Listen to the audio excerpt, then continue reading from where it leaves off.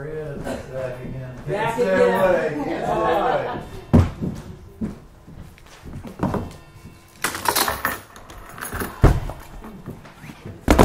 I'll have everybody stand for the pledge, please. I pledge allegiance to the flag of the United States of America and to the republic for which it stands, one nation, under God, indivisible, with liberty and justice for all. Do you still have that on the back of your I still, yeah. First off, I want to welcome Ken. How many years were you a selectman, Ken? 9. 9. So he has lots of experience. So we're really happy to have him. A little bit of time as town administrator, budget committee. Yeah. So You've done everything. You've been everywhere, man. well, I But welcome. had a lot of encouragement from a lot of townspeople to fill in and a lot of town employees. So it was Yep. good to see the encouragement. Yes, definitely. Let's get a picture with that thing. So you're even ready with the back of your laptop. You got it? Yeah. Okay. Appointments, we have none, right? Unscheduled matters, public comment, limited to 3 minutes and agenda items only. Ralph? Agenda item on correspondence. I'm hoping that perhaps the board of selectmen received the email from the chair of the Conservation Commission. Maybe that might be on the agenda. It is not. It was not received by noon on Friday. It will be on the next agenda. The Board of Selectmen did receive it, but it is not agended. Okay, well, it's interesting you say that because it's the very same thing that happened in the last meeting. So the testimony is that because it wasn't received by noon on Friday before the meeting, it cannot be an agenda item. But we witnessed at the last meeting testimony regarding Canal Road and the bridge over Canal, and the testimony was to the effect that the correspondence had not been received until the day before afternoon. So I'm asking the Board of Selectmen to consider whether or not we're going to allow or encourage discriminatory receiving of correspondence, and if so, is that something we can expect in the future? It's unfortunate that we have to bear witness to the idea that one group of people is not good enough to listen to because they didn't get their correspondence in before noon on Friday before the meeting. But oh, by the way, we just received this yesterday afternoon, and I'd like to share it with the Board of Selectmen. This is an action of discrimination if nothing else is. Can I answer that? Yep. I think we'd like to stick to a policy for everybody, and everybody's treated the same way exactly. I think your concern was the culvert on Pond Road. Yes. Do you want to? I think the highway guy was going to go out there and take a look at it as well, but I've got pictures if you need them. I was going to see if you wanted to meet out there in the next couple of weeks or something. We'll get together and I want to get caught up to it, so I'm up to speed for the next meeting. I did have the good fortune of meeting with the building inspector out there. Chance meeting, didn't make an appointment, and he did say that he could see the clear fix, and that he would encourage the Board of Selectmen this past Friday to probably take the appropriate action, but you know, it's not fixed. And during the next public comment, I'd like to share something else. We'll take it under advisement. Anybody else? Nobody else? I hope this fits under the first public comment and not the second. If it does, redirect me, please. I will. The Wyman Road issue. Mm-hmm. I talked to Kelley on Tuesday morning. She suggested that I set up a meeting with Brock Mitchell to discuss Wyman Road. I called the number on the Highway Department webpage, got the general mailbox, asked to have Brock call me back to set up an appointment. I sent an email to Brock using the webpage information. I also sent an email to Seth using the webpage information, and asked for his help assuring that Brock was aware of my request for a return call to set up an appointment. Less than an hour later, Brock called me. We talked a little about Monument Road, and he gave me an appointment for 9 a.m. today on site. About 8:30 this morning, Brock called and apologized because he had a 9 o'clock appointment he had overlooked, and asked if we could move it up to 10. I agreed that 10 a.m. would be fine. At 10 a.m., both Brock and Seth showed up. We all traveled down Monument Road and Toll Farm Road, pointing out our concerns and discussing the past history of these roads. I found both Brock and Seth very knowledgeable in their fields. Of course, Seth had better knowledge of the history and what had been done on Monument Road in the past, which I believe will give Brock a better history. I found Brock to be a guy, I found Brock to be a no BS type of guy, wanting to do things right the first time and not have to redo them. I found Brock to be the type that believed that good maintenance makes things last longer, and in the end, less expensive over its lifetime. It was a pleasure to review our concerns on Monument Road with both Brock and Seth. They make a great team. We will be looking forward to his report and proposed corrections for our concerns. We understand this will not happen overnight. We are also assured that he will keep us up to date in his process and contact us when needed. How much more do you have? I have half a page. Okay, go ahead. He will receive a list of email addresses of the owners of property on Monument Road, between Toll Farm Road and Point Road. Other information discussed has already been forwarded to both Brock and Seth. We respectfully await his response. The ball is rolling. Let's help keep it in motion. Thank you. Anybody else? Okay, moving on. Unfinished business, we don't have any. New business, Conway Office Solutions copy a plan for the town hall. So the copy machine currently in the foyer here has been paid for and is no longer under agreement. We're paying a maintenance agreement on it, but it's been paid for. It does not do color copies. It does not collate. And so basically we're running downstairs all the time to use the copy machine down there. So when I had them moved, and the transfer station and the highway department don't have copy machines. The transfer stations died and we had to have it removed, and the highway department's has been on the blink more than it's been working. So I had Conway Office Solutions that does both the town clerk tax collector, the one downstairs, and originally did this one, do a quote for giving us a new copy machine and then moving that one to either highway or transfer. We got the transfer station kind of all in one unit because waste management will only allow them to do that by computer now. In fact, you can't call them for things now. So we're kind of moving to a place where you can't just pick up the phone and call for pickups, and they have to do it by computer, they have to fax, they have to be able to make copies of tear sheets. And so Michelle and I met with Conway Office Products, and basically for $80 a month less than we have been paying, we will have a better lease in our office and be able to move that computer or that copy to either highway or transfer. I'll leave it up to Brock, whatever, if he wants to move his old one to transfer and take that one. And we can cover it under a maintenance agreement as well.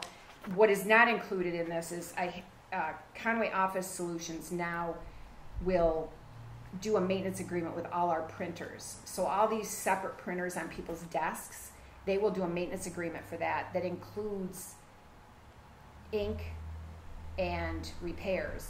And honestly, for what we're paying for, like, I believe my black and white, because it's a laser, is $130. We're going to save like $100 a month entering into a maintenance agreement for all of those, and we included the police department and the highway department, and we can split them up and bill them. That is not part of this agreement. This agreement is for the copy machine in the town clerk tax collectors, the downstairs, and then a new one in the administrative offices. I don't have the authority to sign contracts generally. It is a municipal contract. It has a no funding clause in it, but honestly, for $80 a month less in a default budget, we'd go back to the higher price. So, so it'd be this good. is kind of a no-brainer Yep. that we save almost $1,000 a year and wind up with a better system. And at the end, we own it for $1, and we don't have to figure out how to ship that one back. So which one do we own now? So if you look at the chart, Yeah. Bottom one's the new. the top is what we had. Mm-hmm. So we had the one in the lower level, which is going to be paid off, or already is paid off. We had the town clerk one, which is $94.46 a month, and then we have the one in the administrative office, which is now paid for. So if you look at the bottom, the one downstairs gets paid off this year. So next year that one's owned.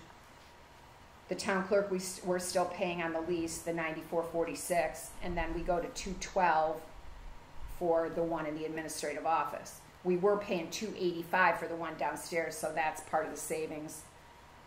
I think it's $86.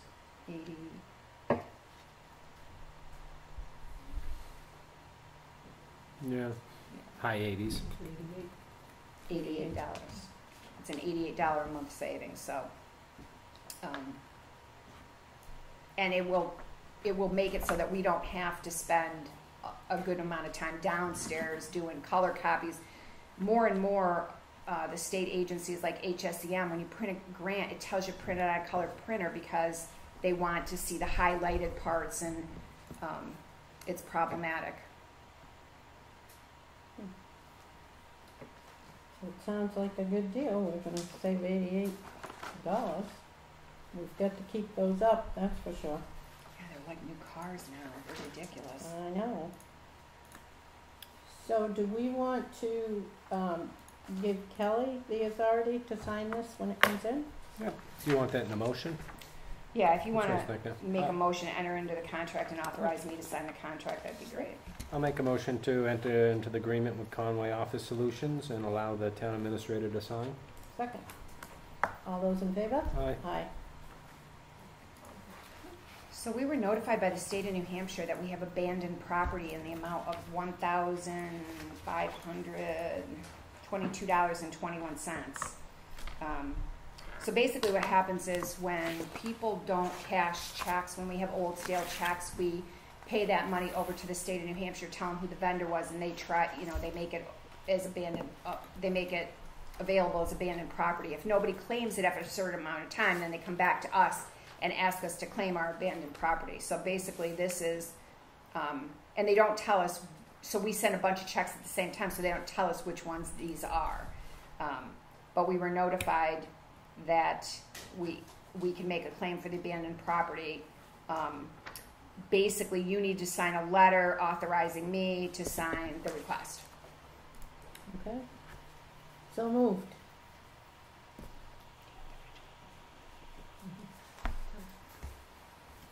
Did you second it? All those in favor? Aye. Aye.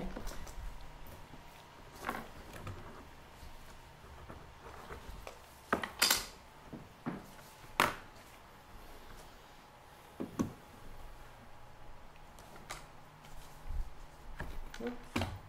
Oh. Two things, but only one signature.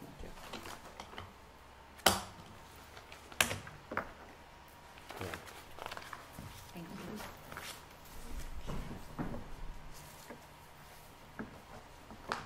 tax deed waivers. So the tax deed date for most all of the properties is Tuesday, October 23rd. I believe there's one property that had a bounce check that had to be renoticed. It's actually been satisfied. It has, okay. So all of the remaining tax deed properties are due on October 23rd. There's 36, and I think you opted into 2 payment plans, three payment plans, so there's 33 more. The problem is that the deed date is the 23rd, your next meeting is the 24th. So my recommendation is that you sign waivers for all of those in case any additional payment plans come up that you're willing to enter into, and that we have the tax collector renotice if necessary. I think it would be better to pick the deed date on a date after, one The day next meeting. after a selectmen's meeting, Yeah. rather than 11 days before, but. It has been that way sometimes in the past. So we brought you 36 waivers to sign. My recommendation would be that, you sign the waivers and we not give them to the tax collector until Hold on to them as October long as you can. 23rd. Yep. Right. But rather than letting her execute a tax deed on the 23rd, I asked her if she would wait until the 24th to execute the tax deeds, and she said no. So I think we have no other choice but to do the waivers. And again, the last thing the town wants to do is get into that process of taking somebody's property, and we'd do whatever we could to work out a payment system or stay current. Right. Yeah, and we had 2 payment plans from last year that will be successfully paid off in the next month or 2. So Awesome. we've received almost $10,000 on each of those when we hadn't received anything in 3 years before, or just the deed year. So those 2 payment plans pay off all 3 years that were past due and kind of get a person on an even footing, and then they can choose to make an informal payment plan with the tax collector if that's what they want to do, or pay monthly to Once try to you're get ahead current. of. Yeah, you Yep. can run a credit and Yep. hopefully not get 3 years behind again. Yeah. So. Yeah. Can you do automatic, that it automatically comes out of a checking account every month, week, or something like that? I'm sure you Is that can, because possible? you can do it online with the kiosk. Yeah. So Yeah. if you set up an automatic, or like your own checking account, you can set up an automatic payment. It generates a check every 30 days and it goes to the town. So. And I think we have people that do that. I think we have people already on an informal payment plan that just come in quarterly or monthly and make payments and have, they're carrying a credit. I know there was a big deal when they changed the tax codes. A lot of people came in and paid because they thought they were going to get a tax break, and that didn't work out so well for them because they got some misinformation. But we do have people that pay ahead and run a credit. Good. So do you have the waivers?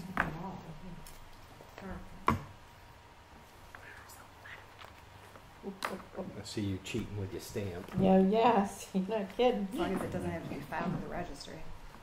I do that. Yeah, no, Those I have to sign? no, you're Oh. fine. No, Phew, you can stamp those. don't scare me. We'll be here all night.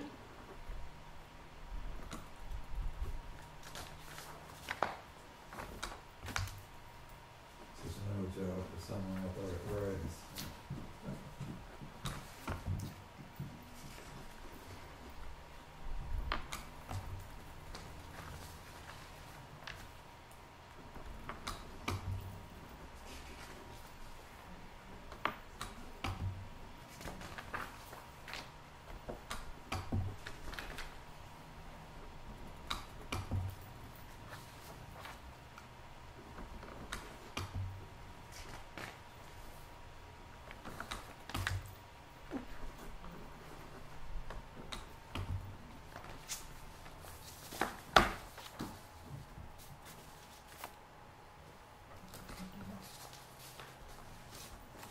So I filled in the date, that's what was taking me longer. Oh, I see. Yeah, because your signature wouldn't take that long. No. It's 9 years of signing so much. Yeah.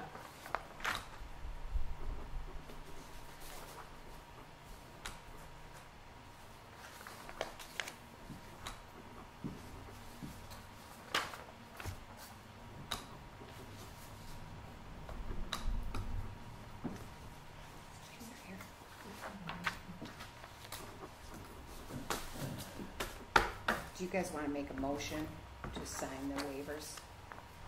Make a motion that we sign the 33 36. 36 waivers. Second. All those in favor? Aye. Aye.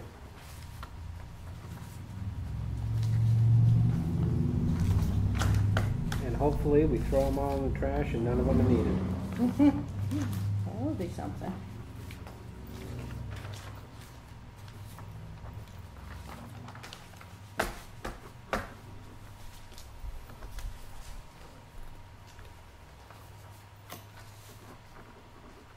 Well, enjoy the heat wave, because in 30 days we could be shoveling snow. Remember the Halloween, we got almost Yes. 3 feet? That wasn't Oh, long yeah. ago. 28 inches on October 28th. Oh, did I give you 2? No. I love the 4 seasons. Once you get bored with one, there's another one coming right after. That's right. My favorite is fall. Yeah, mine too.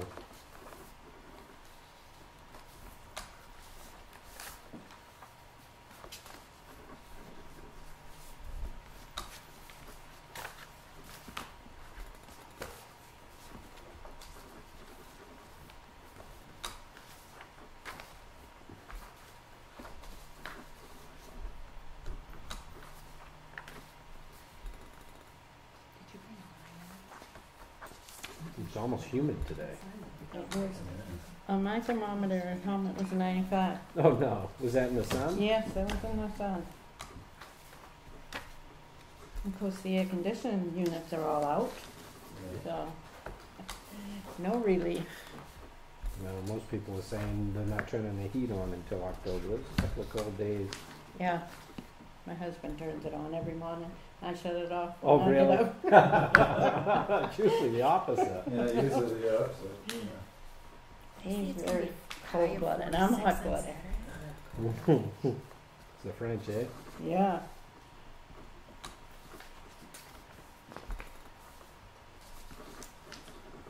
Well, hopefully the panhandle of Florida is going to make it through. Oh, I know. Did you see it on the news? Wow. Roofs were blowing off. And, awful.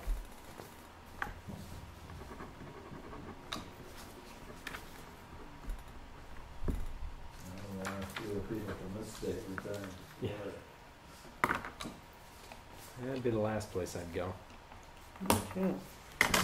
Or you can retire to Arizona and have 110 But it's dry heat. degrees, you know, so you have to crack the Still heat. windows, otherwise I they'll don't blow care if it's out. dry or what Yeah. it is, it's still heat.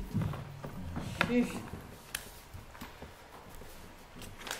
Okay. Assessing statistical update, Sierra.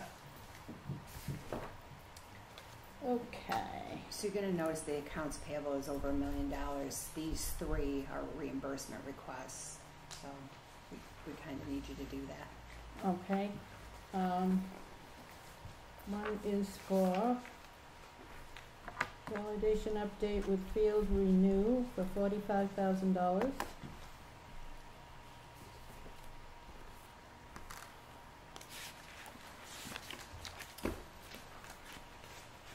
We had, that money is in the budget, right? Because It's in the capital Capital reserve. capital Reserve. reserve, we That's- have $90.27 left in that one.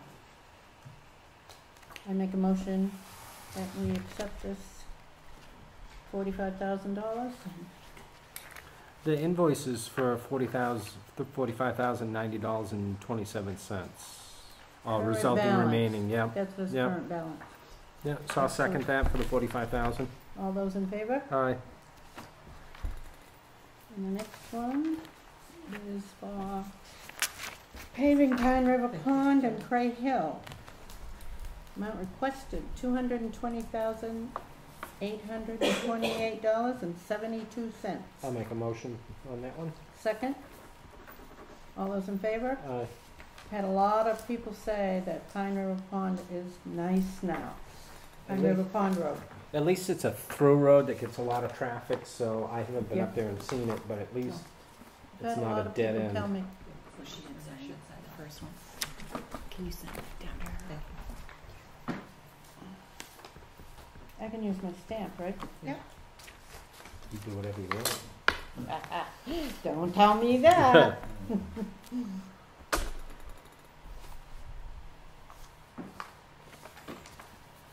Very good looking stamp. I know. I have enjoyed it.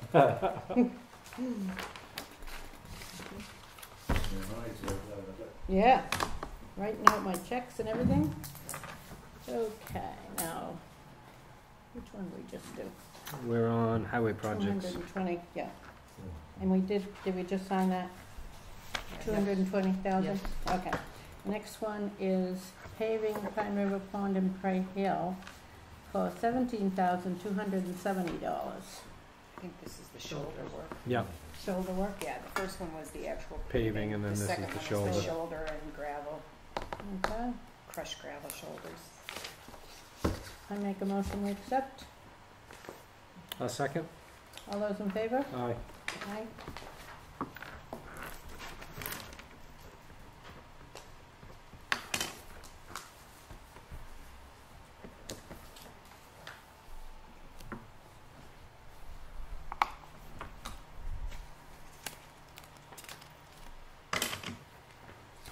The next one is for $7,500 for invasive species. We voted on these before, resulting in a remaining balance of $14,737.51. This one's for mulch. Balch Lake Improvement Association. I don't see that here. It's on the back side. Oh, it's on the back side. Slipped it right in. I'll make a motion on that one. Second, all those in favor? Aye.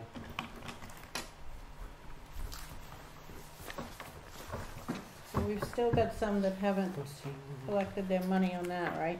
Yes.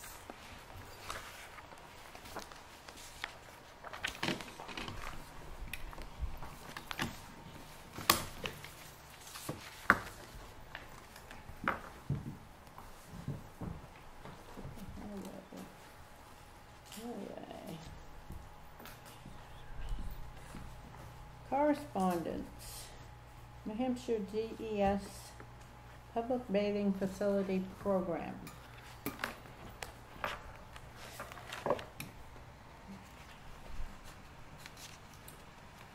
So basically, DES is required to operate a program to ensure the health and safety of public when using public bathing facilities. So they're asking us to use our building department and code enforcement to get the word out that contractors have to, so notifying owners, general contractors, pool builders, and agents about our program and design review process. So apparently they're supposed to sign off on the actual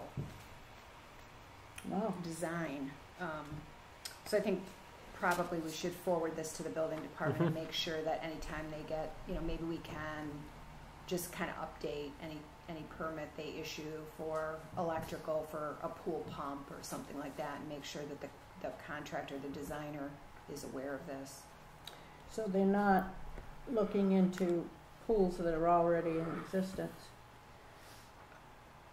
I'm sure that if you do anything to change them, you have to bring them to code. It's basically the health and safety of public bathing facilities. So I'm not sure if it's like for apartment buildings, if it's for, I'm not sure for your own personal use. I mean, we'd have to get more information, but I'm sure Russell and Victor, they may be even covering this at their building officers association meetings monthly. They usually cover new statutes. I definitely forward it to them and see if they see any problems with it. But I didn't realize it, but I think for public you have to register your spas and hot tubs, and this is all generated out from of the the Hampton Legionnaires. Beach, the Legionnaires, incident, so. I think they didn't run that spa properly, and that's how Legionnaires wound up in it. And now, they're kind of putting everybody on notice. Yep. Yep. Send it downstairs. That'll be good. Yep. Okay. And now we have a letter of appreciation for Wakefield Emergency Crew. Oh, that's done. Okay. Dear Ms. Twombley, Mr. Miller, and Mr. Wallace, Recently, my wife, a diabetic, experienced a low blood sugar episode one evening. Usually, I am able to resolve the issue on my own, as I have done a number of times. But this particular night, things got ahead of me, and it was necessary for me to request assistance through 911. Officer Martino arrived quickly, as did Jared Pierce, Stephen McMullen, Frank Pivar, and David Silcox. My wife needed an intravenous drip to bring her blood sugar back up. They all worked smartly and efficiently. In short order, her blood sugar was restored to an acceptable level, and no further medical attention was required. She did not need to be taken out in the ambulance to the hospital. I appreciate how quickly they all sprang into action upon arrival and immediately got the life-threatening situation under control. I was impressed by their technical skills and the level of professionalism they demonstrated at all times. We townspeople are lucky to have such skilled professionals available to us when the need arises. Thank you, Jerry Luke. We just had an experience with my husband going in the ambulance, and it was the same situation. Everything was professional.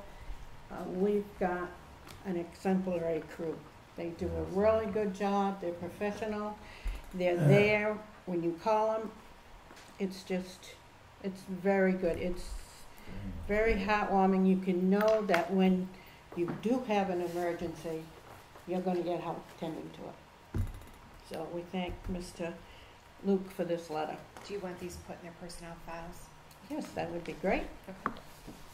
And that's nothing new. That's been happening for a long time. With Right. Fire and It EMS. has, yep. And I mean, that's the second positive letter we've received tonight, or comments we've received. And it takes a lot more effort to write a positive letter versus It a does. negative. A negative one you spit out instantly Sure. via email or internet or something like that. So it's great when somebody goes out of their way to mention that they've had a positive experience. Absolutely.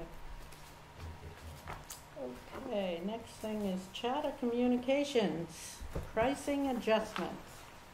What else is new? Okay. They're doing all over the road. Hmm? They keep changing everything. Everything, Hmm. everything. Even the filming of the meeting tonight Yes. is now on, what'd you say, 1301. 1301? A lot of people don't know that. They're gonna be looking, what? So, okay. Some of it's called consolidated communication. That's it. That's the phone company. To me, that's the end. That's the last company that's ever going to be called. Yeah. Yep. So they're going up in many things. Broadcast TV surcharge from $8.85 to $9.95. Spectrum receiver from $6.99 to $7.50. Digital adapters from $4.99 to $5.99. Latino View from $7.99 to $8.99. So, Dollars or hundreds of dollars? dollars. Yep, so, I don't know, we just have to Cut the cord. go with it. Yeah, that would be Go nice. wireless. Go Yeah. wireless. Everything's going wireless. I know, yep, That's fine. okay. And the next thing is town administrators update. Public Oops, comment. public comment. comment. I skip over it all the time, I wonder why. Could I give Ralph a break for a minute? Okay, sure. Just, Refreshing. Kelly may be mentioning this, but the East Wakefield Fall Festival is on Saturday. Oh, yes. Yeah, it's a great time. There's just lots going on. And they're having, instead of chowder, they're having beef stew. Yes, But a they're beef gonna have soup a contest. contest. That's Yes. part of it this year, yeah. Yep. Yeah, it's definitely worth out. Mhm. Hopefully it'll be a decent day. Yeah, hope so. Okay, Ralph. All right. I hate to be redundant, but I can offer a video. Kenny, if you'd like to see a 2-minute and 16-second video of what happened last Wednesday. Tomorrow's going to be another rain day, so I suppose if you was out there tomorrow, you'd see the same thing. Water Protection Act of 1974 is federal. I'm not encouraging the feds to come in. The state has been notified by me, they're getting pictures, they're getting a written statement. This fix is necessary. We're talking the culvert. Pardon? We're talking the culvert on Pond Road. Can Yeah. I just offer this one picture and put yourself in this property owner's position? These folks have had this property for over 70 years. And this culvert that's been removed since March sometime is resulting in this. That's really not even a stream. It's overflow coming across. That's 160 feet away from the culvert. Mm. The water's running, not going into the culvert is no longer existing. I am not trying to be, I'm sick of listening to me more than you folks are. I'm Almost. I got it. no, this is not good. I mean, 70 years of somebody working and enhancing their property to have this happen and towards the ending of their lifetime. The culvert, I talked to Brock the other day about it. He wants to know who's responsible. We can't find out who's responsible. That issue is past. The problem is the water is currently being polluted. And as much effort as we take, it's in our master plan, it's in our zoning, it's in everything, all of the protections that are necessary to keep the water clean. A simple fix is replacing that culvert as it was, and it's a tributary of the water coming off of Oak Hill. I don't understand why the quality of the water isn't the most important thing in this governing board's mind. If we allow it, I have real problems not sleeping because I know what's going on every rainstorm. And if it's not a concern, we shouldn't be raising and appropriating $30,000 a year to protect the waters. We shouldn't be appropriating $7,500 a year for some other water body. If we don't care about the quality of the water by our actions, all of this other stuff is phony baloney. I implore you. Tomorrow's going to rain, so the whole thing is going over and over again. The state's been notified. The state will take action. The town, because of the lack of action by the Board of Selectmen, the town's going to be subjected to some penalties. And will we learn? I hope so. Let me It's a ask you a simple fix. question. Yes. What was the findings of DES? The DES has not had findings. They haven't. See, that's the problem when you go to the government for help. Everything goes so slow. Bureaucratic model is the antithesis of progress, as far as I'm concerned. It could be done in hours. The water, the culvert could, we're talking about months of sediment building up. There's at least a quarter inch of sediment on 150 feet of shoreline that if you really want to go out there and put your hand in the water, grab a rock, pick the rock up, you'll see the slime slide. I saw when the culvert was ripped out. Yeah. So I walk that all the time. I'm aware of it, and water quality is one of my biggest concerns. It's our whole tax basis, so hopefully we'll be able to address that in the near future. I sure hope so, because I just as soon stop talking about it. I really would. To know that it was fixed would do wonders, morale. I mean, town, there's a lot, I'm here speaking on behalf of a lot of other folks who don't want to be heard, I guess. I don't understand it. Thank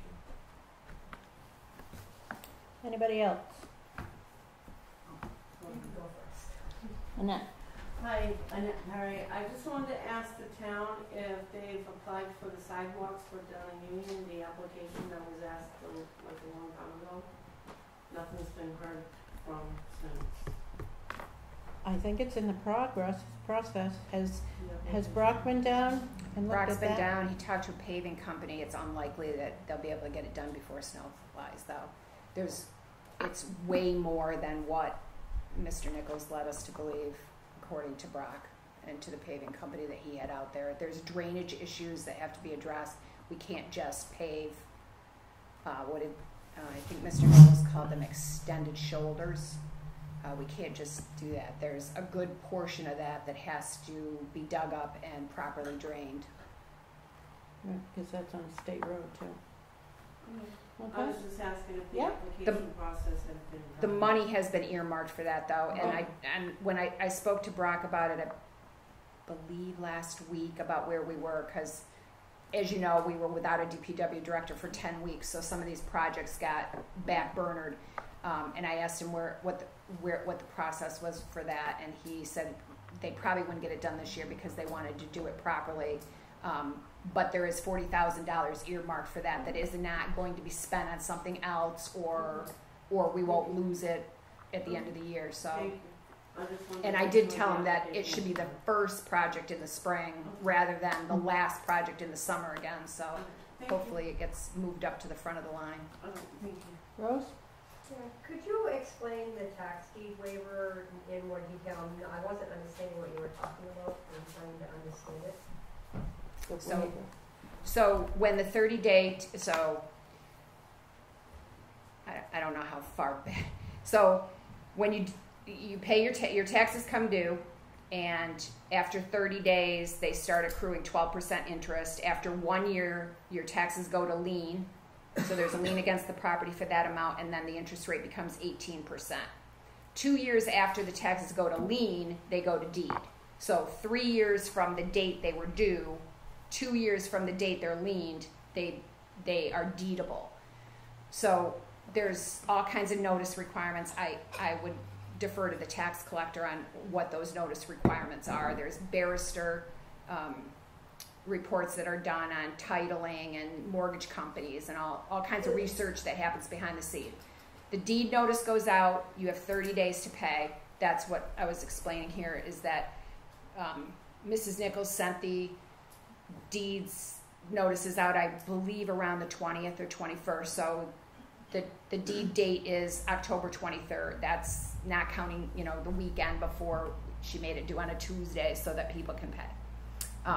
So that's the deed date. She has to, by law, execute a deed. The only one that can stop her from executing a deed is the Board of Selectmen can waive that deed.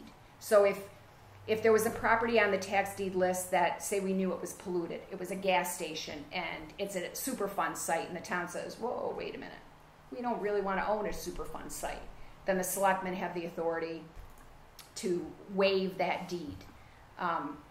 There's also payment plans that so the tax collector can make informal payment plans up until deeding. After the deeding, the state statutes allow the selectmen to make payment plans. So that's what some people have, a payment plan informally with the tax collector. Some people have a formal contract payment plan with the Board of Selectmen. To have that payment plan and not be deeded, they sign a waiver. As long as a resident meets the requirements of the payment plan, then they waive that deed. In some towns, you have to pay park rent if you deed a mobile home, and the towns don't want to pay $350 a month for park rent, so they may waive deeds on mobile homes. Some towns don't. They pay it and deal with it. So only the selectmen can waive the tax collector's deed. So you waived all the ones so that you would have more time to go through them? Like this? So if somebody the selectmen don't meet again before the 23rd. So if you came in tomorrow, say, or I came in tomorrow and said, hey, I'd like to make a payment plan, I can give you $3,000 today and $3,000 tomorrow and $10,000 in January. If I don't have that waiver, Angie has to sign the deed. And so it wouldn't matter that there's a viable payment plan in the works, it would get deeded. So what happens if somebody doesn't meet the requirements of the payment plan? Do you give them some time after that? No. So The deed date is the deed date. That waiver will not be executed if they haven't entered into a viable payment plan. So if 10 people make payment plans on the 22nd, then those waivers would be delivered to the tax collector for the 23rd. The other 26 people that didn't have payment plans and didn't have any plans to pay, they will be deeded on the 23rd. and she executes those deeds in there, and they're sent to the registry. We get them back a week or two later, and the town owns the property. Hopefully it is not residential property, because then we have to evict. It's a very distasteful, it's what the selectmen said. I guess I'm still not understanding. I'm kind of like, if somebody filed for a payment plan, and then they were denied after you've done this waiver, do they have a few days to? So if somebody, if there's a waiver for like 30 days, or is it like for? No, you waive, if they waive the deed and we deliver that to the tax collector, then we would have to renotice that property. So we have the next 11 or 12 days to make any payment plans that are in the works and execute a contract. If a contract is not executed by October 23rd, then the property will be deeded. If it's executed by both parties and there's a payment plan in the works, then the waiver will be given to the tax collector. So we just bought enough time to the next meeting. If you weren't in an agreement today, now you've got that extra time, because the deeding would have happened the day before our next meeting. So, and again, the last thing we want is to do any of that. So hopefully any of the 36 will enter into the agreement in the next time. So that we bought 14, 15, 16 days. Can they come to you like in a personal meeting to discuss their agreements? So the deadline, so the tax collector sends the 30-day notice. About 4 or 5 days after the 30-day notice went out, I sent, on behalf of the Board of Selectmen, a separate letter that said, you know, if you want to make some kind of payment plan with the Board of Selectmen for all 3 years. Now, their policy that they passed has to include all 3 years, not just the deed year. So the payment plan you can make with the tax collector is to pay that off before the 23rd. The payment plan with the selectmen is a contract to pay off all 3 years and get people off the list for good. So they had until noon on Friday. I found this board, if there's a hardship, you know, some people just couldn't pay, some people just chose not to pay, some people have hardships. I don't want to make that decision. It's for the board to make. So even though the deadline was noon on Friday, if I get a viable plan, I'm going to call them up and see if they are willing to enter into it. Again, we don't want people's property. We're not landlords. We're not realtors. I know that sometimes there's this idea that the town's just trying to grab my land. Really, we want people to pay the taxes. That's what helps all of the rest of you. So I think it's hard to understand sometimes. That's why I'm trying to. It's very confusing. I will agree with that. Even just the aspect of, if you are back in your taxes, you're paying your furthest year back, not your current year, I believe, correct? When you enter in the payment plan, we pay the newest year so that we keep the deed year intact, so that people don't just pay off the deed year and then renege on the payment agreement, because we really want to get them off the list for 3. I mean, I can't make anybody pay their taxes. So if I make a plan and I get those 3 years paid off, at least I'm good for the next 3 years. But in 3 years, if I don't pay, I will be on the deed list again. That is all. The amount of the interest, the notices, that's all prescribed by law. That doesn't really have anything to do with us. It's the percentages, and they just lowered the percentage for any new taxes in 2019, but the old rate was 12 and 18%. Now, how do you find out how much your taxes went up this year? Because everybody's been saying that their taxes went up. And okay, nobody knows. So I'm glad that somebody brought that up, because I saw that on Facebook. We have not. I find it. I was surprised, because the last I knew, the selectman's office sets the tax rate, and we have not set the tax rate yet. So I think there's a confusion that the assessing clerk posted a blurb on her website that says that it's likely the rate will go down. So we had 190 million of assessed value. Increase. Added. Right. 199,000 actually, because we picked up 8.5 million in utilities. So it's $198.5 million. So we just crossed $1 billion in assessed value. So the really down and dirty math equation of this is you take the budget and you divide it by the assessed value. Now, that does not take into account elderly exemptions, veterans tax credits. There's some no charge properties, you know, the churches. So that doesn't take into account that. Or offsetting revenue. We have what's called overlay. So there's an amount of money set aside to fund abatements. And that usually is a factor of rounding. I mean, it's a very complicated process, but the meat and potatoes of this is you take the budget each year and you divide it by your assessed value. Well, when you pick up $190 million in assessed value and your rate is $12.65, it's likely that based on the same budget, the rate would only be $11.25. But if your house was assessed for $100,000, now it's assessed at $150,000, the taxes themselves might be exactly the same. They might be a little less, they might be a little more, but until we set that, and frankly, I can't even speak to the school budget because I don't have anything to do with the school budget. So, you know, the tax rate is separate for the local school, the state school, the county, and the town. There's a separate rate for each one. Our unassigned fund balance can be used, we can use some of that to offset what our budget would go up.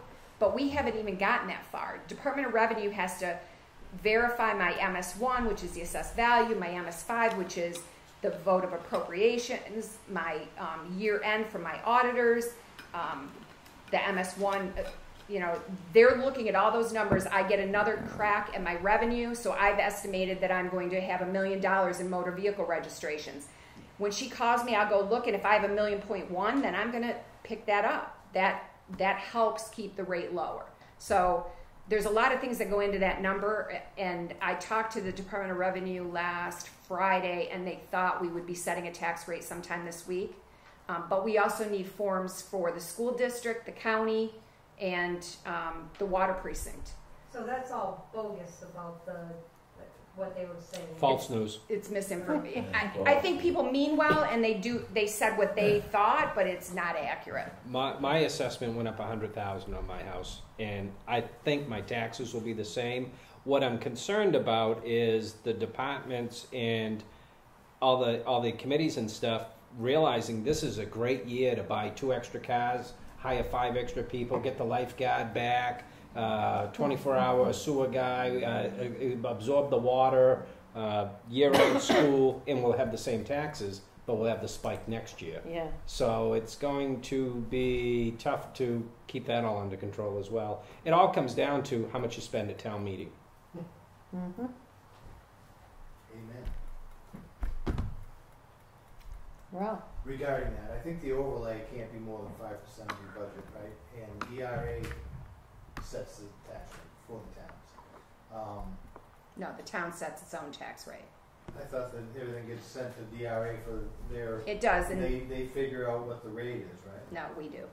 No. We have a template now, and we very much have the ability to change overlay up to a certain amount. For example, this is a reval year. I would anticipate more abatements than usual because people may have questions, and so overlay would probably be more than in a regular year where we have very few abatement requests.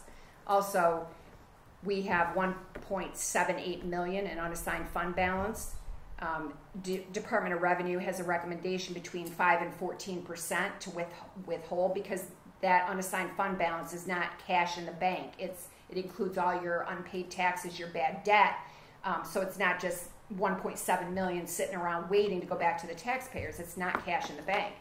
My recommendation to the Board of Selectmen will probably be, because we have some expenses probably more than last year, and because we are picking up that revenue, I want to see those numbers, but my recommendation might be not to use very much fund balance this year, let the rate stabilize, and then have a little bit more next year. Again, if you use less in one year, more in another year, then you can get spikes in the tax rate, and the whole name of the game is trying to keep the tax rate both by spending and by offsetting revenues and offsetting unassigned fund balance. So the town is the one that sets its tax rate, though.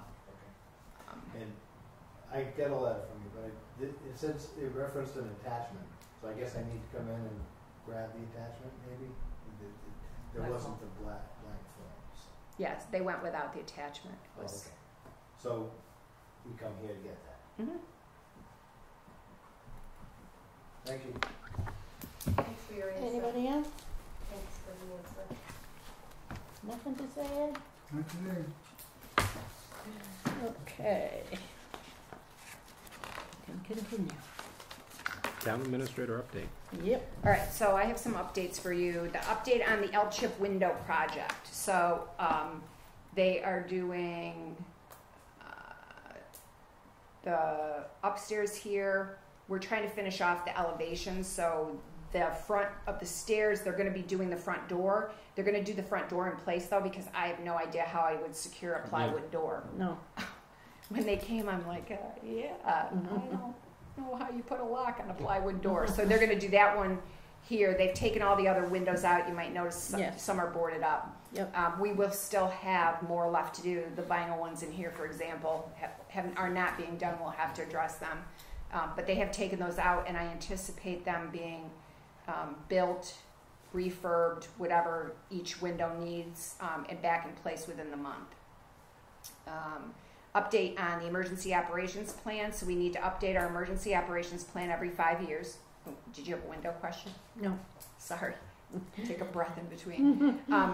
The emergency operations plan needs to be updated like the hazard mitigation plan every 5 years. HSEM kind of pressures you into that. They don't like you to be applying for FEMA grants if, you know, ours is in the works, but they kind of don't like it. That's how they get you to do it. We have our first meeting. We hired the consultant. We contracted with Jane Hubbard from Hubbard Consulting, and we have our first meeting on October 22nd. And so all the departments and the school would be asked to come to that table because obviously we're all any kind of catastrophic emergency would potentially require all of the town's resources, and the school has buses and some space, so I think that we'll probably wind up having 2 or 3 meetings. Can the selectmen be there? One of the selectmen? Sure. Yeah, absolutely. I'll be in Malden, but You maybe Denny might like to go. Certainly, certainly the Board of Selectmen have a role to play during an emergency, and if you Right. declare an emergency, then Yeah. you know you should understand what the ramifications of that are and Right. that plan.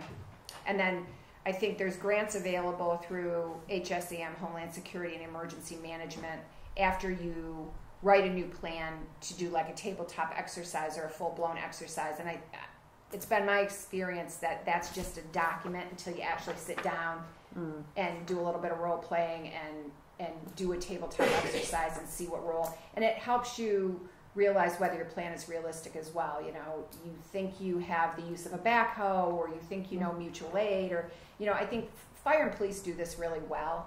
I think that some of the other town departments don't do this as well because it's not what we do every day. So I think it's important, and it's also important to build that team, you know, because we don't always work with police and fire, and so it's important to kind of sit with your counterparts from the school, you know, police, fire, town, highway, and kind of just work the problem. So I anticipate we'll probably have that done by the end of the year. We need to, now that we have 3 selectmen, I know that Selectman Miller really wanted to wait until we had 3 to start doing the review with the department heads. So just constraints of people being out, a little bit of traveling, a little bit of other appointments. Do you guys have any availability Monday, Tuesday, or Wednesday, the 29th, 30th, or 31st of October? No, And what I'm good.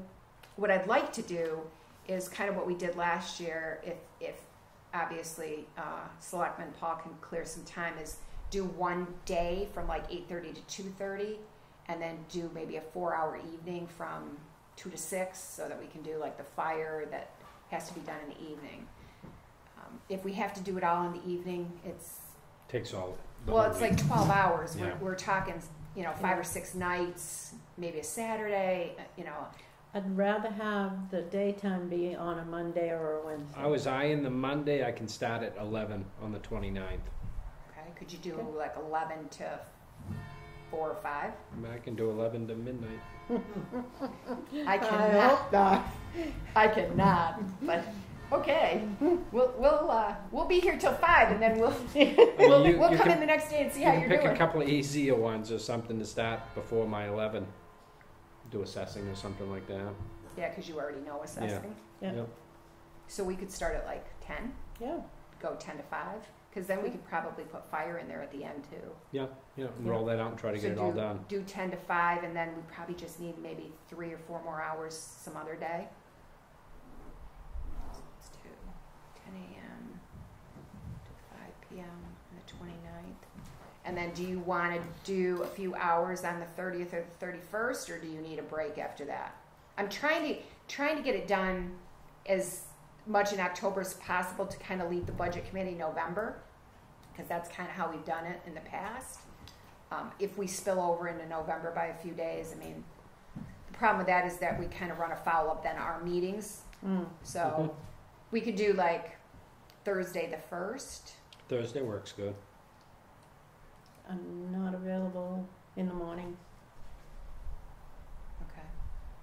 How about, could you do like a 2 to 5 on Thursday the 1st? Yeah.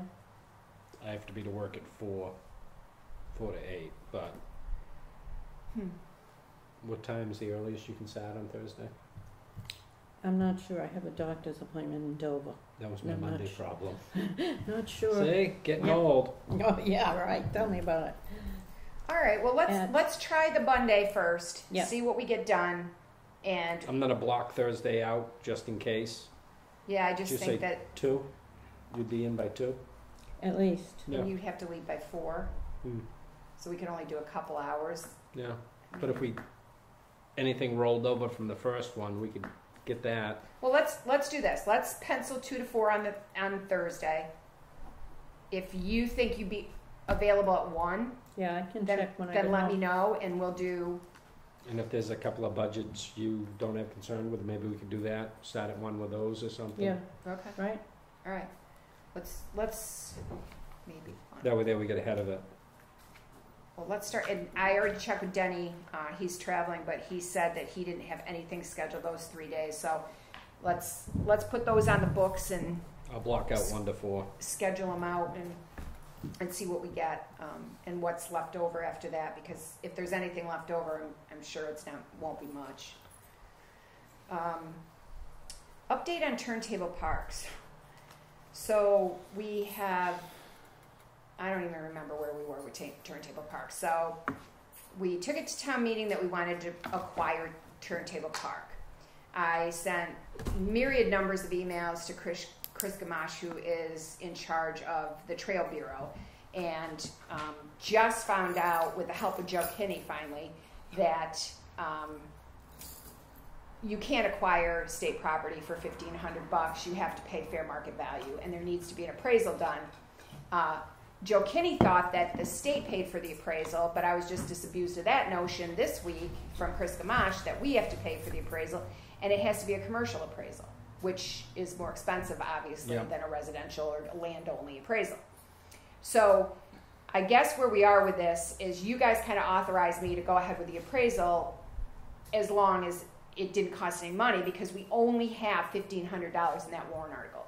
So I guess where we are right now is I'm coming back to you and I'm saying, is it okay for me to approach Chris Gamache about having that appraisal done if I tell him we have $1,500? That's all we have. If it's going to be more than that, we will have to go back to the taxpayers and ask them, because it was a warrant article. We don't have the authority to spend any more than that, even if we wanted to. And I'm not sure that, at the end of the day, it would have been nice to know going in what they think fair market value is. But I'm not sure that you would ever want to pay it. I mean, if we can do a 25-year lease again and for all intents and purposes, $1, whatever.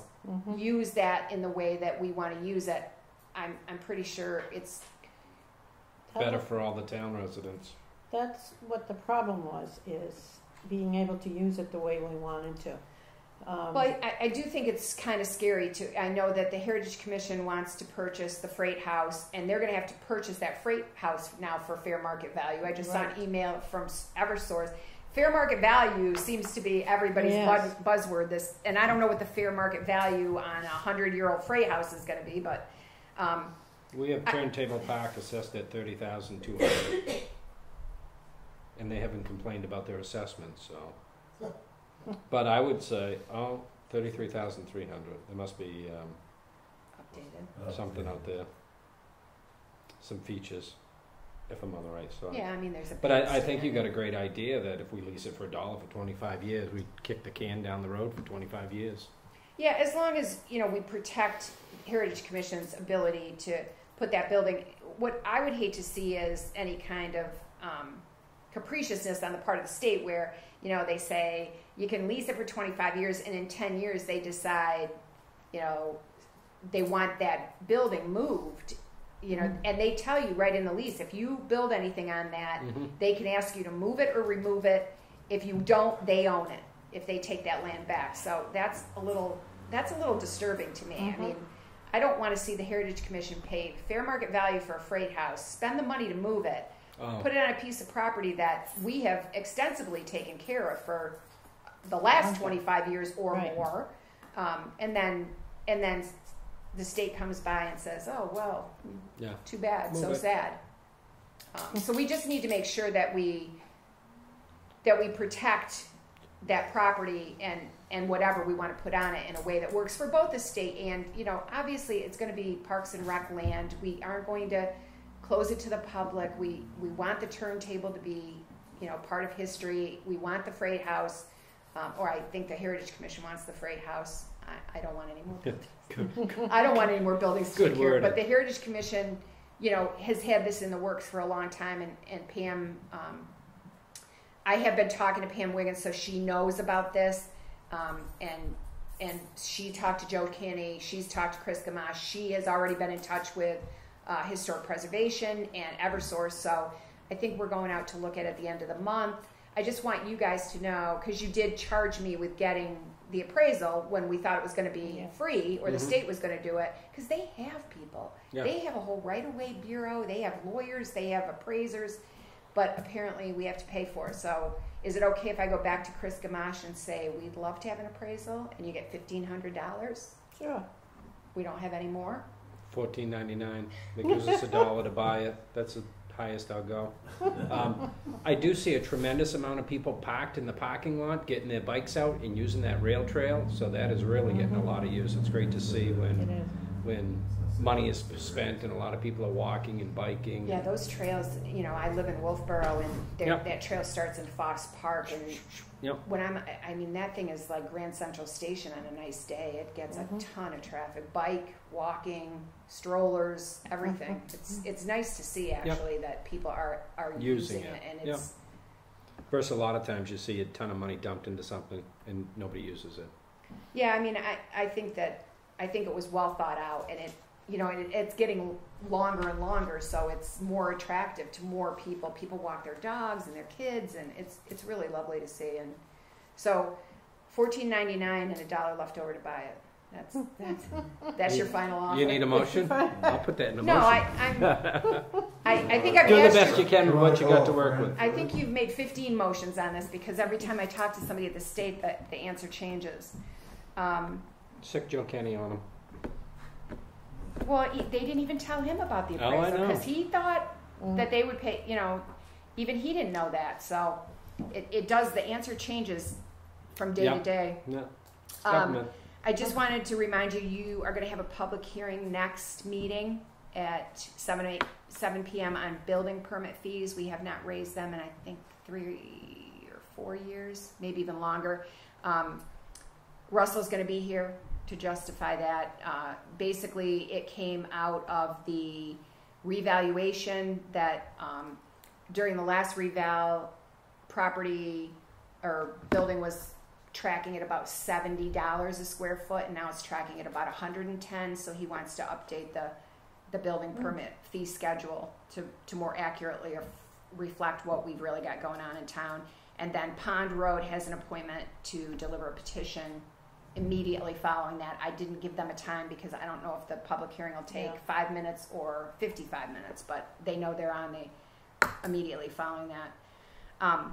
Update on the Acton, Maine Canal Street Bridge. So the last meeting, I believe it was, you charged me with sending the results of the survey from the engineering firm to Acton, Maine DOT, and the Maine Attorney General. We've done that, and I heard from the town administrator in Acton and they've sent it through their legal counsel, and they agree that they own 50% of the bridge.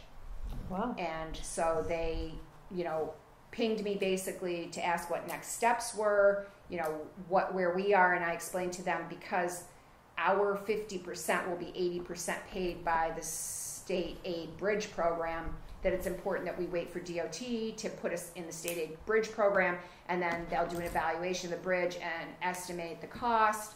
And as soon as I get any of that information, I will share that with them. Obviously, we're going to need their buy-in with contractor, engineer, and so it's important, I think, that we keep the lines of communication open with our counterparts in Acton, Maine. Obviously, this is also going to be very complicated because it's an interstate, and their DOT doesn't fund this. They're hoping they can get some funding from DOT, Maine DOT, but they don't regularly fund it. And also, it is on the U.S.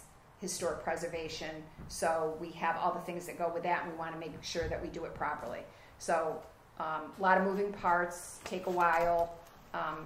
But I think one hurdle's at least they're on the same page with us, right, that they own 50% of the bridge, and we aren't going to have some big legal snafu over that. Trick-or-treating.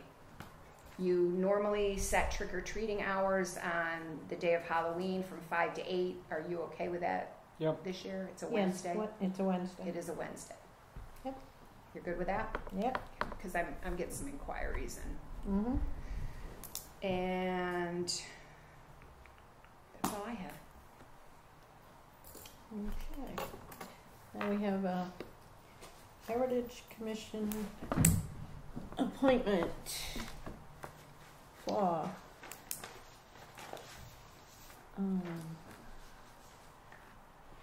Nancy J.M. LaCroix Britton, appointed to the Heritage Commission for 3 years for the open position. It's actually, Pam and I talked, and the open position is 1 year. 1 year. 1 year. Until 2019. Okay. So what was the name, Nancy? Nancy J.M. LaCroix Britton. I'll make a motion for the 1 year appointment. Second? And this is an alternate. All those in favor? Aye. Aye.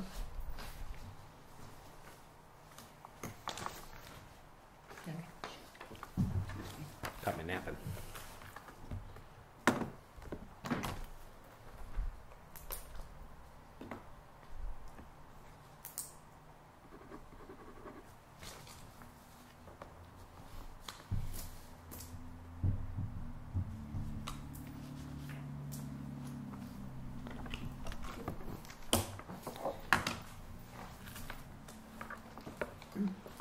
We've been getting these tax collector summary Monthly report. monthly report. Didn't we have one last month? Monthly. She's been giving them to Okay, so, mostly but this monthly. this is September's, Right. right? So if you had So one we before, it could have been August. Okay, You know what I so mean? It's we when she won't get closes. one until the end of October Right. or first part Beginning of of November. November. First week in Yeah. November, probably.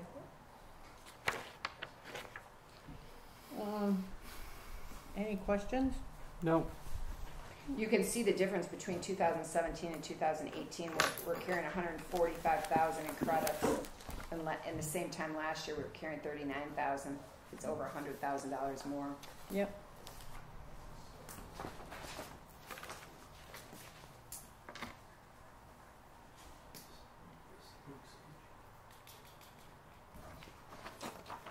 This is the one you can't stamp. Do we have any? Building permit? We do one. One? We have one. Building permit releases?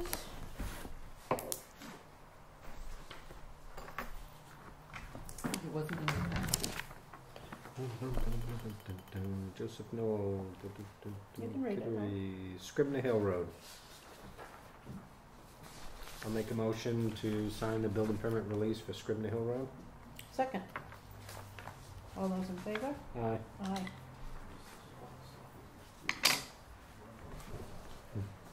You can't stamp this, Connie. You can't stamp Oh, that. yeah. That's right. I don't know, it's a pretty good looking stamp. I don't know if they turned down. You also have, since you only have one building permit release every year, you sign this for the town clerk, indicating that she has posted the polling for the election coming up. Yep. So there's actually 2 places that you have to sign it. I should have marked it in 2 places, which I will. It's the second Tuesday of November. Yep. Tuesday. Oh, no, that'd be the 13th. No, it's the 6th, isn't it? I think it's the first. It's the first Tuesday, is election? Isn't it the first Tuesday? I think it's the 6th. 6th of November. 6th Yeah. of November from 8 Yeah. to 7. Can I have a point of information? Sure. Why can't she stamp it? Why can't so I can? It has Going to to be the registry. filed at the registry of deeds, and the registry won't take a stamp. Actually, the registry in I was gonna say, Rockingham it looks really County good. won't even take blue ink. Yeah, they used to can not set take their- any blue. They can set their own thing. I don't know if they take them now, but if you signed it in blue ink, it didn't reproduce well back in the old days when copy machines were craptastic. But you Sorry, can, did you say crap? They were, what is it, they were oriented towards reds, that's it. yeah. So they won't take a stamp anyway at the registry. No, already had it. I don't know why the banks take them. I mean, everybody takes them. Well, I tried using my stamp at the bank and they refused. Because on my stamp it says UCC 1-308 without prejudice on the bottom of my signature, which is legal, but they said it's a special endorsement, which is not true. So now I have to go to the banking commission in the state and give them a talking to. Well, I guess so. Everybody's gotta have their thing. Yeah. Better them than me. So, did you have the thing from Valerie? I can stamp that. Just stop at the registry. 2 places on that form, Ken. Thank you. That's why there's 2 stickers. Wow. That's efficient. Just making us look good. Okay. Now we have payment manifest. It's a big one. You want to do the big one first?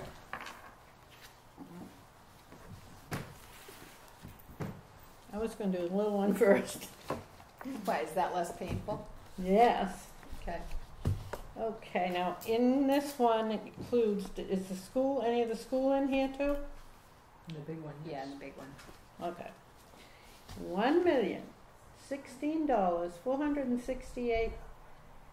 $1,016,468.14. That hurts to even say it. Woo-hoo. But we have $1 billion worth of assessment. That's true. Yep. So it's all relevant. I'll make a motion on that. Second, all those in favor? Aye.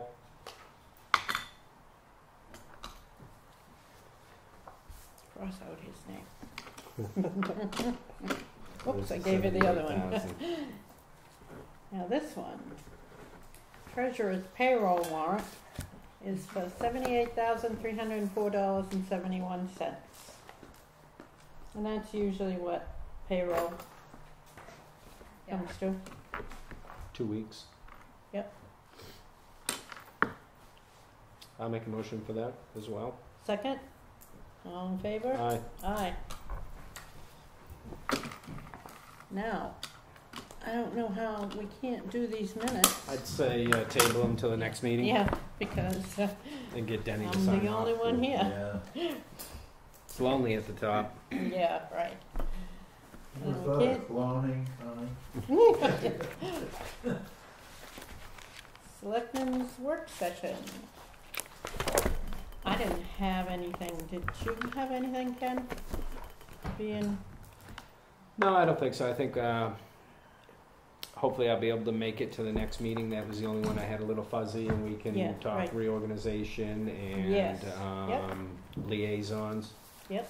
In the meantime, I would like to reach out to the highway department, meet the new public works director, Good. touch base with him. good. Really what I want, and I've asked probably for the last 10 years, is a good road plan. And 2 public work directors back they were going to give us a 10-year plan. And I'm like, no, I just want 3 years because we're going to change it all the time. He was going to give us a 5-year plan. And it was as simple as taking a map and color coding it, which roads are in failure. Because if they're already failed, we don't care about them. Let's concern ourselves with the ones that are going to fail, which ones are costing us money. Let's focus on it. Add in the sidewalk projects, things like that. So we got a good comprehensive plan of setting this money aside and being able to direct it as needed and keeping a level without the spikes in there. So one thing that plays into that is that we are on the list of one of the next towns that gets done by Stratford Regional Planning to inventory all our roads and the conditions. And I think that'll help Brock a lot with the fact that he's not, been here a long time. Yeah, he's coming in right during budget season. Right, but he's also looking at what he needs to pay for next year, but he's also looking at what's been paved in the last 5 years for crack sealing and skim coat. So I think that Stratford Regional Planning Commission's inventory, because when they inventory the road and the condition of the road and catch basins and culverts and water and sewer infrastructure. So to have that, we have the sewer plan, we have the water plan, but to have that all in one comprehensive document will be. Is that a this year thing? No, we're on the spring. We're on spring of 2019. I think they did a couple of towns, Newington and Barrington, maybe. They did one as a pilot. Yeah. So they've just started this. They all had to get certified to do it. Yeah. So first you get certified to actually do the inventory, then you get certified to evaluate it. And so it's taking a minute and a half because DOT is certifying the local regional planning commissions so that they have more people out there to do it. So I think that's kind of a good argument for staying a member of the regional planning commission. Mm-hmm. Yep. I know people have differing views of that, and that's just one of my pitches. And we're just in a tough area because we commute down south, but we're not part of Stratford Regional. We're not in the Lakes region as far as the Moultonboro, Winnipesaukee area, and we're not in the White Mountains.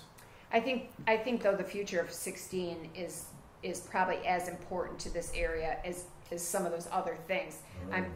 Water is important, so Lakes region certainly because we have a lot of the same constraints and challenges as the Lakes region, but that whole Route 16 corridor is all about carrying traffic here, economic development, safety issues. You see what Ossipee's struggling with on 28. Yeah. And it used to be Friday night, Sunday night was a big traffic area, but if you're out there 5, 6 o'clock in the morning, it's bumper to bumper. We're all doing 60, 70 miles an hour, 55, and it's taillights all the way. I mean, it's a crowd of people going to work and a crowd of people coming back. So there's a lot of people out there. I guess so. Well, I think the state intends to widen the road. No. And there are some people who view that with trepidation. Although that section in Rochester really alleviates the traffic. Yeah, no, but that was all planned around Cabletron, and Cabletron was big. And true. By the time they implemented the plan, it was gone. But it was great to have, is that 6 lanes there in one spot or so? Yeah, it's tremendous. Really good. Spot, But it's funny because where it narrows there just beyond 16, exit 16. But as you're going south on Sunday, when you hit those multi-lanes, you're backed up. I don't understand that. We're going in one lane and we're going into multi, but we all have to stop. Yeah, same as the toll booths right at the other end of that. Oh, it's still 3, 4, 5 miles away, but it's the same way out on 95 with the high-speed toll booth. Yeah. It's backed up at the high-speed toll booth. I don't understand that either. Because people stop doing 85 because they're afraid they're going to get camera. They're afraid they're going to get cameraed. I don't, you can see it. It's the only place they slow down. Yeah, exactly. Yeah, and then we can go again. Yeah. Okay. Is the road evaluation contracted, or is it go with your membership dues? Are you paying for it? I don't believe we do have to pay for it. I believe it's part of our membership. I think we have to get in line and wait. But I do not believe there is an additional fee for that. They're doing all that for free?